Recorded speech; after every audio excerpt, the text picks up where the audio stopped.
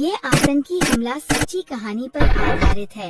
ये कहानी जम्मू कश्मीर की है, जहां पर हर साल लाखों व्यक्ति घूमने आते हैं, जिनमें से सिख, ईसाई, हिंदू, मुस्लिम और अन्य बहुत से जातियों के लोग घूमने आते हैं। पर इस साल कुछ अलग होता है। जब दूर दूर से लोग कश्मीर में घूमने आए, तब वहाँ कुछ ऐसा होता है जिसकी उम्मीद किसी ने भी नहीं की होगी। और कश्मीर में क्या हुआ था, इसको जानने के लिए आपको पूरी कहानी देखनी पड़ेगी। पापा, हमारे स्कूल की छुट्टियां पड़ गई है। आप हर साल कहते हो कि तुम्हें छुट्टियों में घुमाने ले जाऊंगा, पर आज तक आप नहीं ले गए। पर इस बार ऐसा नहीं होगा। आप हमें कहीं अच्छी जगह घुमाने के लिए ले जाएंगे। हाँ रोहन बेटा, तुम सही कह रहे हो।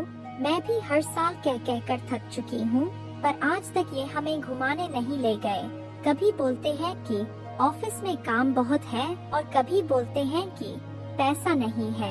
ये हर बार कुछ ना कुछ बहाना बना लेते हैं, पर इस बार मैं बहाना नहीं बनाने दूंगी। रोहन के पापा, आपको इस बार खुद घूमने चले जाऊंगी। अरे राखी, तुम तो समझदार हो ना। रोहन तो बच्चा है, ऐसी जिद करता है, पर तुम क्यों जिद कर रही हो?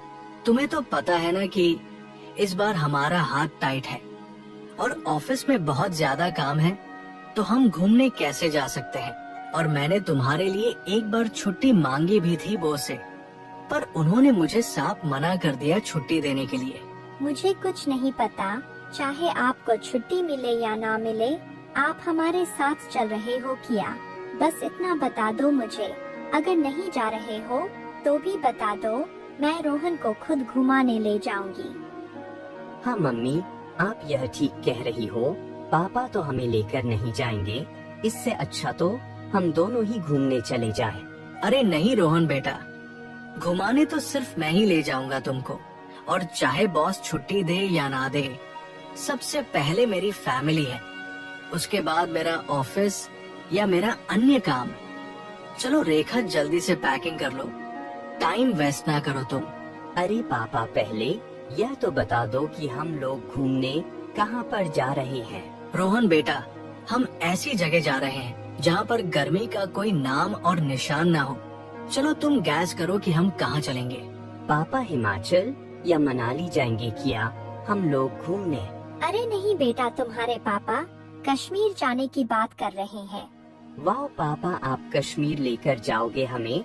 मैंने तो कभी सोचा भी नहीं था कि आप मुझे कश्मीर लेकर जाओगे। पापा, मैं बहुत लकी हूँ जो आप मेरे पापा हो।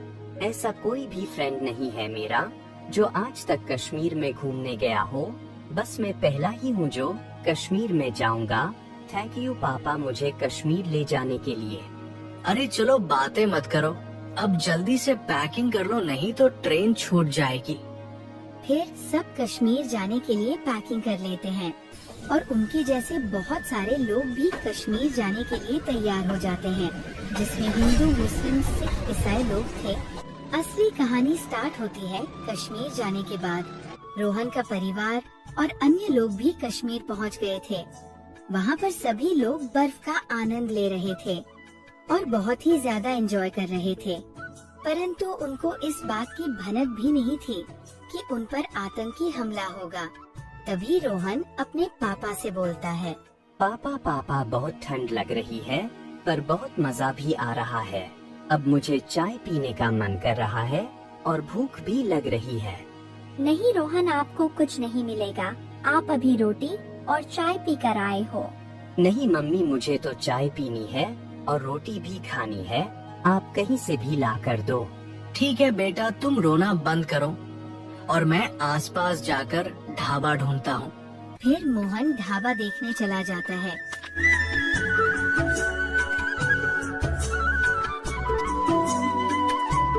और वहाँ के लोगों से पूछता है कि कोई आसपास ढाबा है कि नहीं।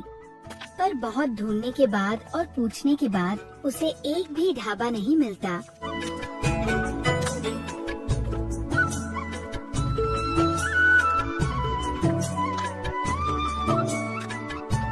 पर एक व्यक्ति उसको बोलता है कि आगे जाकर पहलगाम नाम का एक गांव है, वहाँ पर तुमको ढाबा मिल जाएगा। वहाँ जाकर खाना भी खा सकते हो और घूम भी सकते हो। फिर मोहन और उसका परिवार पहलगाम की ओर चल पड़ता है।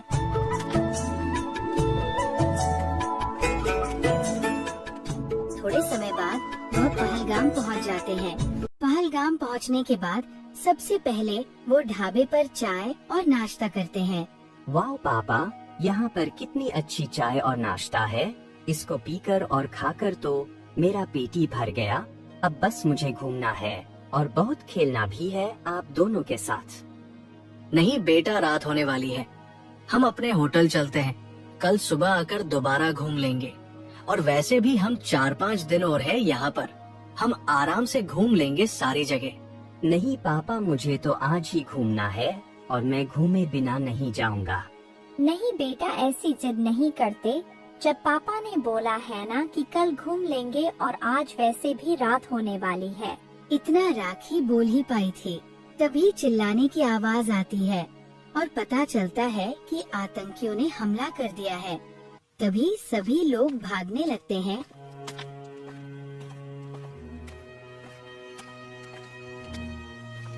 पर एक आतंकी मोहन को पकड़ लेता है और उससे बोलता है, अपना नाम बता और अपना धर्म बता कि तू हिंदू है या मुस्लिम। मोहन उस समय बहुत डर जाता है। उसके मुंह से कुछ भी नहीं निकलता। अरे तू बता रहा है कि तुझे गोली मारूं अभी। नहीं नहीं, मुझे मत मारो, मैं बता रहा हूँ।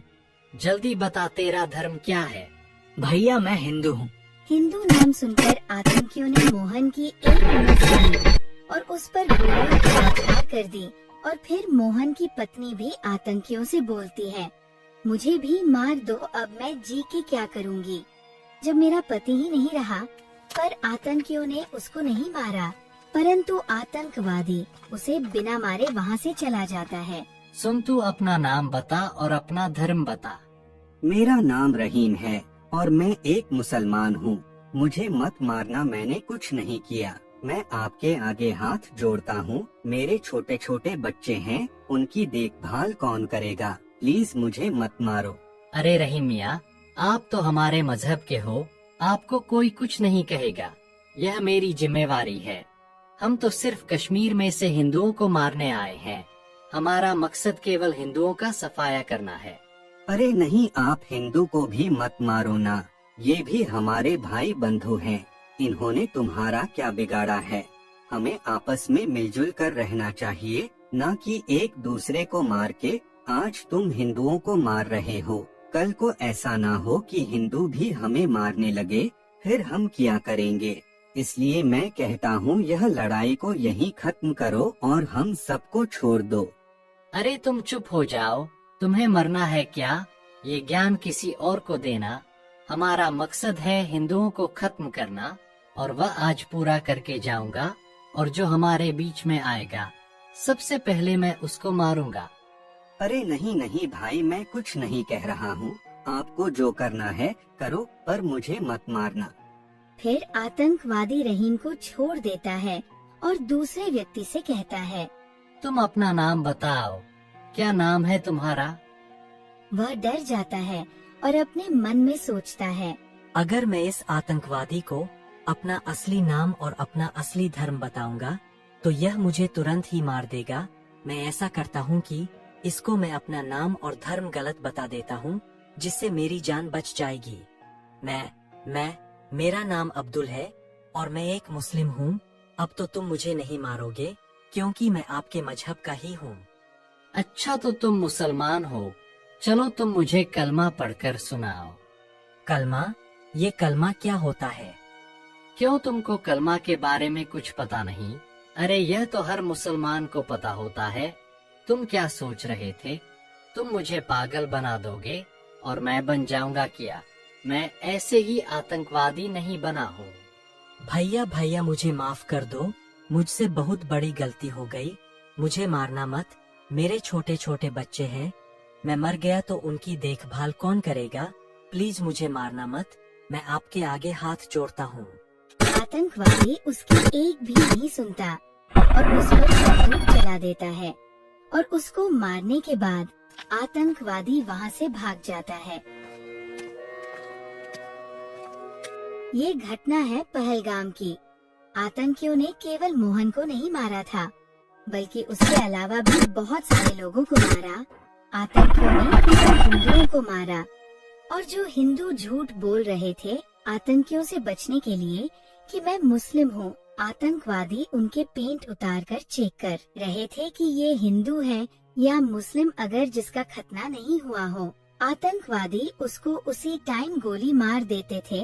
बस वह मुसलमानों को नहीं मार रहे थे, बाकी सब धर्मों के लोगों को मार रहे थे। यह हमला केवल आतंकवादियों ने कश्मीर से हिंदू को भगाने के लिए किया था। हमला करने के बाद आतंकवादी वहां से भाग जाते हैं और रेखा रोती रहती है, पर उसकी कोई मदद नहीं करता। थोड़ी देर बाद वहां पर रिपोर्टर आ जाते हैं। वह रेखा की मदद करने की बजाय उनकी वीडियो बनाने लगते हैं। रेखा रो रो कर मदद की गुहार लगाती है रिपोर्टर से, पर वो उसकी कोई मदद नहीं करते। इस सच्ची घटना से हम ये सीखते हैं कि हमें कभी भी धर्म और जाति के नाम पर लड़ाई नहीं करनी चाहिए। अगर ऐसा कोई करता है तो उसको हमें समझाना चाहिए कि सभी धर्म एक है और सभी जाति एक है। दोस्तों, यह कहानी आपको अच्छी लगी तो लाइक, शेयर, कमेंट करना ना भूलना और ज्यादा से ज्यादा शेयर करना इस वीडियो को, ताकि और लोग भी जागृत हो जाए।